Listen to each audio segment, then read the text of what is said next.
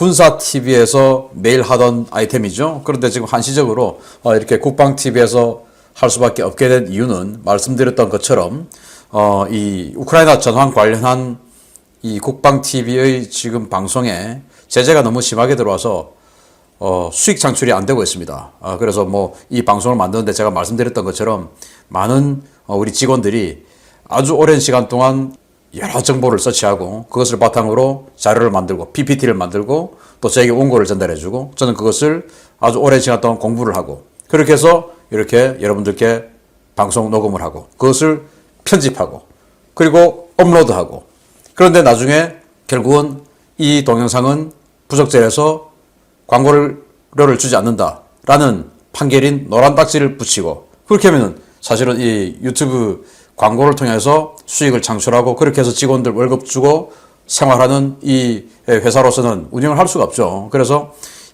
그런 제재를 받지 않는 군사 TV에다가 대신 업로드를 하고 있는데 그 부분에 대해서 일부 저는 뭐 진정한 우리 구독자 또는 우파 애국 시민이라고 생각하지 않습니다. 분탕질을 하러 온 좌파라고 생각하는데 그 좌파 일부인들이 뭐 구독자 올리려고 하는 얄팍한 수 아니냐라고 이야기를 하는데 문제는 그런 부분에 대해서 동조하는 분들이 생기고 있어서 제가 참 안타깝고 또 어떤 면에 있어서는 야, 이럴 수가 있을까라는 생각이 들어서 제가 자료를 하나 공개를 합니다. 자, 여러분들 어제 오후 5시 15분에 공개된 동영상인데 군사 TV에 마리우폴에 들어간 러시아 해병 육전대 그 여단장도 사망했다. 그리고 키우 서쪽에 지금 공세를 하던 부대들 완전히 패주하고 있다. 라고 한 동영상 제가 올려드렸고 그걸 여기에서 보시면 됩니다. 라고 올려드렸던 그 동영상 4분짜리죠. 그거 바로 이 제목 맞죠? 그거 이렇게 노란 딱지를 붙였습니다. 이 동영상은 대부분의 광고주에 적합하지 않은 컨텐츠로 식별되어 광고가 제한되거나 배제됩니다. 광고를 안 주겠다 이겁니다. 왜냐? 신인균이기 때문에. 여러분들이 믿으실지 몰라도 이 제 신인균의 국방TV를 오래 시청하신 분들은 아실 겁니다. 과거 총선 전에 조국 사태 때 유튜브 때려잡는다고 총선에서 승리해서 우파의 입을 막기 위해서 유튜브 때려잡는다고 들어온 방통위원장이 누굽니까? 한상혁이 아닙니까? 그 한상혁이가 방통위원장이 된 직후에 그때부터 유튜브에 대한 탄압이 시작되었었고 이 신인균의 국방TV 같은 경우는 이 우파 유튜브 중에서 구독자가 좀 많다 보니까 타겟이 됐는지 애국가를 올려도 애국가를 제가 1절부터 4절까지 낭독했어요. 그 여러분들 그 동영상 보셨을 겁니다. 그것도 부적절한 동영상이다 판정을 내렸고 마이크 테스트 하나 둘 셋 마이크 테스트 하나 둘 셋 이것도 부적절한 동영상이다 라고 노란 딱지를 붙였던 자들입니다. 신인균의 국방TV에서 올리면 묻지도 따지지도 않고 전부 노란 딱지를 붙였고 지금도 아마 저뿐만 아니고 그런 탄압을 받고 있는 이 유튜브 매체들이 채널들이 꽤 많을 걸로 저는 생각하는데 정말 다행스럽게도 군사TV는 그냥 순수하게 군사 이야기만 하니까 그 감시망에 들어있지 않은 것 같습니다. 그래서 지금 똑같은 동영상인데 군사TV에 올리면 또 어떤 점에서는 이 국방TV에 올리려고 했던 제목보다 조금 더 세게 적어도 거기는 괜찮아요. 국방TV만 안 되는데 그래서 제가 군사TV로 옮겨서 동영상을 우크라이나 전황 관련해서 올려드리고 워낙 지금 관심이 많으시니까 그래서 제가 이런 안내 소개하는 동영상을 매번 할 수 없으니까 차라리 그쪽에 구독을 해주시면 서로도 좋다 편하다 라는 차원에서 구독을 해달라 라고 말씀을 드렸는데 그걸 저를 매도하는 사람들이 있습니다. 여러분들 아마 그런 댓글 보셨을 겁니다. 그런 사람들은 진정한 이 대한민국 시민이 아니라고 생각하고 저는 이 사회주의 사상에 물들어 있는 좌파 분탕주의자라고 생각을 합니다. 여러분들 잘 판단해 주시기 바라고 신인균의 국방TV에서 안 되고 하는 부분에 있어서 신인균의 군사TV로 옮겨서 방송을 해드립니다. 신인균의 군사TV 꼭 구독 좀 해주시고요. 야 그래도 여기서 하면 되지 뭐 그렇게 돈 따지냐. 직원들이 내 돈을 안 따질 수가 있습니까? 그렇게 말씀하시는 분들인 사회주의 사고방식이죠. 자본주의는 이 자유민주주의 자본주의를 인정하시는 분들은 그런 생각 안 하실 겁니다. 저는 그렇게 믿습니다. 자 오늘도 아주 고소한 뉴스가 있는데요. 러시아가 앞으로 이 군사력 지금 엄청나게 완전히 지금 이 우크라이나에서 갈아 넣었는데 이거 재건 못할 것 같습니다. 미사일이다 탱크다 아무것도 안 될 것 같습니다. 왜 그런지 알려드리겠고요. 또 인도 소식 간단하게 알려드리겠습니다. 우크라이나 전쟁으로 세계 각국 방산기업들의 주가가 연일 오르고 있는 상황에서도 유일하게 하락장을 면치 못하고 있는 보잉이 인도의 회심의 카드를 꺼내들었습니다. 보잉이 인도 공군 신형 전투기 사업에 F-15EX를 공식 제안했다는 소식입니다. 보잉은 인도 공군의 다목적 전투 항공기 MRCA 프로그램에 FA-18EF 블락 3를 제안하려던 당초 계획을 체류하고 미 공군의 신형 4.5세대 전투기인 F-15EX 이글2를 대신 제안할 것이라고 현지 시각 3월 21일 공식 선언했습니다. 보잉은 이날 발표한 보도자료에서 우리가 F-15EX를 제안한다는 것은 슈퍼호넷 입찰을 포기한다는 것을 의미한다 라며 우리는 인도군의 요구사항을 완벽하게 충족하는 114대의 F-15EX를 인도에 제공할 준비가 되어 있다 라고 밝혔습니다. 이에 앞서 미 국무부는 인도에 대한 F-15EX 판매를 승인한 상태인데요. 보잉은 인도가 경전투기 테자스, 중형전투기 라파를 도입 중이기 때문에 압도적인 대형의 고성능 전투기를 도입하는 MRCA 사업은 F-15EX가 가장 적합하다며 F-15EX를 적극 판촉하고 있습니다. 현재 MRCA 사업은 가장 유력한 후보로 거론되는 프랑스의 라팔 스탠다드 F4 전투기, 미국 로키드 마틴의 F-21, 또 사브의 자스 39EF 그리펜 NG 전투기, 러시아의 수호이 35, 그리고 미그 35 등이 경합 중인데요. 인도는 114대의 신형 전투기를 구매한 뒤 여기서 얻은 기술을 바탕으로 중대형 다목적 전투기 AMCA를 완성해서 2030년대 초반부터 배치한다는 계획입니다.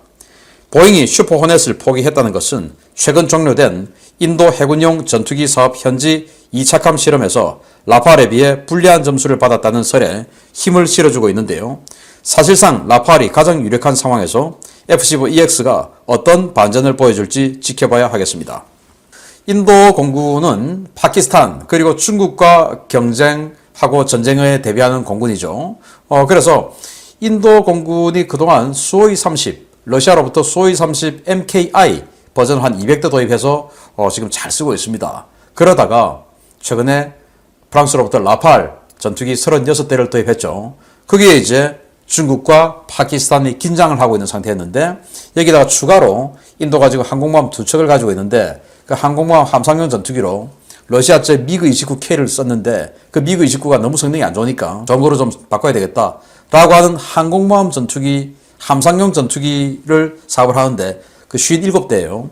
여기에 프랑스의 라팔, 미국의 슈퍼호넷이 경쟁을 했는데 최근에 이제 1월 달부터 3월 초까지 이 라팔과 슈퍼호넷 기술 실증기가 실제로 인도에 가서 지상에 있는 이 스키점프대 이착함 실험장에서 테스트를 받은 겁니다. 거기에서 라팔이 훨씬 좋은 점수를 받았다라는 설이 있었는데 지금 보잉을 보니까 사실인 것 같습니다. 아마 거기에서 라팔에게는 도저히 이길 수 없다라는 판단을 한 것 같아요. 일단 인도 공군은 라팔에게 굉장히 후한 점수를 주고 있습니다. 왜? 라팔 딱 가지고 왔더니 중국이 엄청 긴장하고 있으니까 뭐 그것만 해도 기분 좋죠. 그래서 그 라팔의 함상형인 라팔 M으로 이 함재 전투기가 갈 것 같으니까 그러면 이제 더 센 전투기를 가지고 이 공군용 전투기에서 한번 붙어봐야 되겠다. 그래서 슈퍼호넷 빼고 슈퍼호넷보다 더 센 이 F-15EX를 이제 들이밀었는데 지금 이 우크라이나 전쟁 때문에 전 세계 방산업체들이 주가가 마구마구 오르고 있지 않습니까? 독일 라인메탈 같은 경우는 뭐 거의 2배 가까이 뛰었는데 한 달 사이에 그 중에서 유일하게 주가가 떨어지는 방산업체가 있죠. 그게 바로 보잉입니다.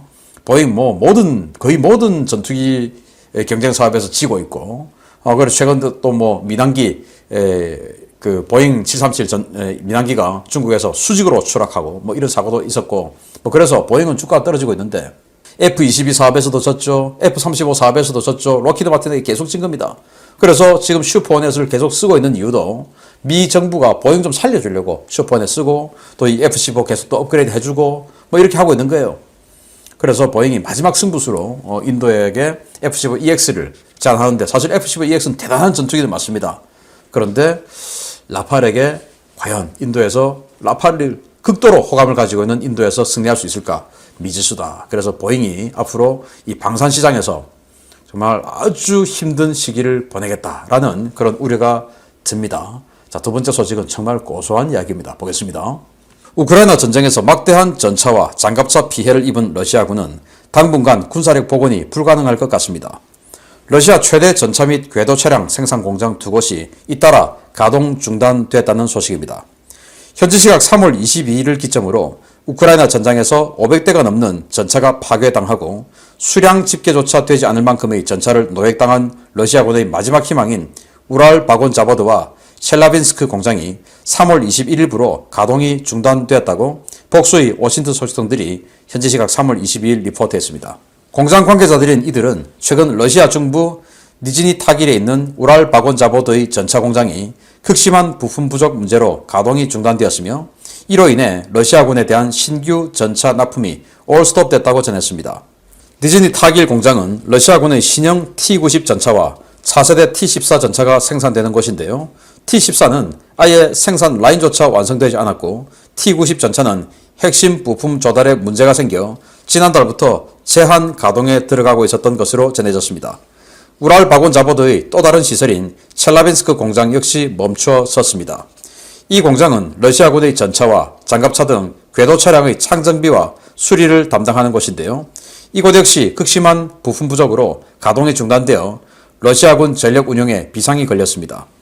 이들 공장이 확보에 어려움을 겪고 있는 부품들은 주로 전차용 전자장비와 동력 계통에 들어가는 반도체와 첨단 소재들인데요. 서방 세계가 러시아에 대한 전방위 제재에 들어가면서 지난 2월부터 신규 전차 생산이 사실상 멈춘 것으로 전해졌습니다. 러시아는 지난 2월 24일 개전 이래 전차 500여 대를 포함해 장갑차와 자주포 등 궤도 차량 최소 1,500여 대를 잃었고 노획되거나 실종된 차량까지 포함할 경우에 그 손실 수량이 2-3천 대가 넘어갈 것이라는 분석도 나오고 있는데요. 전선에서 엄청난 피해가 이어지고 있는 상황에서 공장 가동까지 멈춰진 러시아. 전쟁이 오래 갈수록 점점 더 불리해지고 있습니다. 정말 이렇게 고소할 때가 있습니까?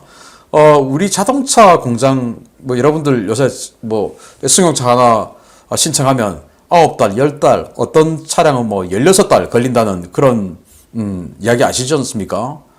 과거에는 승용차 하나 계약하면 보름이면 또는 일주일이면 갖다 줬는데 지금은 9달, 10달 걸린다는 겁니다. 왜냐? 반도체 때문에. 그거 다 아시지 않습니까?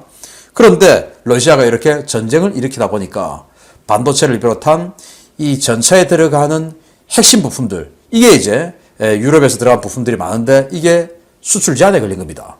당연한 사실 아니겠습니까? 그러다 보니까 러시아가 과거 냉전시대 때는 모든 것을 자기네들이 다 생산했지만 또 그때는 전부 기계식이었지만 지금은 전자 시스템 들어가지 않고는 뭐가 되는 게 없죠. 그래서 앞으로 지금 미사일 다 썼죠. 전투기, 이 수리 부품, 전투기가 살아있다 하더라도 여기에 수리 부품이 들어가줘야 돼요. 그 수리 부품에 전자장비 반드시 들어가겠죠. 그리고 탱크, 장갑차, 여기에 반도체 안 들어가고 지금 되는 게 있겠습니까? 또 첨단 장비 안 들어가고 들어가는 게 있겠습니까? 사격 통제 장비 다 디지털로 제어하는데 여기에 디지털이라면 당연히 반도체나 이런 거 들어가겠죠. 이런 게 전부 통제가 되니까 이제는 정비도 못해. 그리고 추가 생산도 못해. 그래서 전차 공장이 2개가 있는데 전부 3월 21일부로 올 스톱 됐다. 공장 스톱! 그런데 이 우크라이나 전쟁에 대한 평가가 전쟁 끝났으니까 만약 앞으로 이제 전쟁이 끝나면 그래 전쟁 끝났으니까 지금부터 해제해줄게 앞으로 또 국제사회와 잘 지내보자 라고 하겠습니까? 아니죠. 이 불법적인 침략, 무고한 인명 살상 여기에 대한 책임을 러시아가 앞으로 경제적으로 외교적으로 엄청난 기간 동안 정말 처절하게 겪어야 되겠죠. 그 중에서 이런 군사 무기에 들어간 부품들 아마 이런 거 수출하다가 걸리면 세컨더리 보이콧 맞을 겁니다. 우리 삼성전자, 하이닉스 이런 반도체 생산 업체들도 마찬가지일 겁니다. 괜히 우회적으로 수출하다가 걸리는 순간 그냥 스위프트 코드에서 삭제되어서 회사 망하는 문 닫는 수가 생길 겁니다. 그래서 이게 한국의 기업뿐만이겠습니까? 대만의 기업, 일본 기업, 유럽 기업, 미국 기업 다 마찬가지겠죠. 반도체 러시아가 자리 못했죠. 그러면 끝난 겁니다. 앞으로 지금 있는 전차들은 우크라이나에서 전부 박살나고 있는 미사일은 다 쏘고 없고 전투기 부품은 이미 이제 다 써버렸고 이제 하늘을 나를 전투기도 없고 앞으로 미사일 재고는 다 썼으니까 이제 추가 생산할 미사일 못 만들고 그리고 탱크, 장갑차 아무것도 없는 그런 러시아군이 되겠다라는 생각이 드네요. 야, 푸틴 앞으로 정치적인 위상이 어떻게 될지 참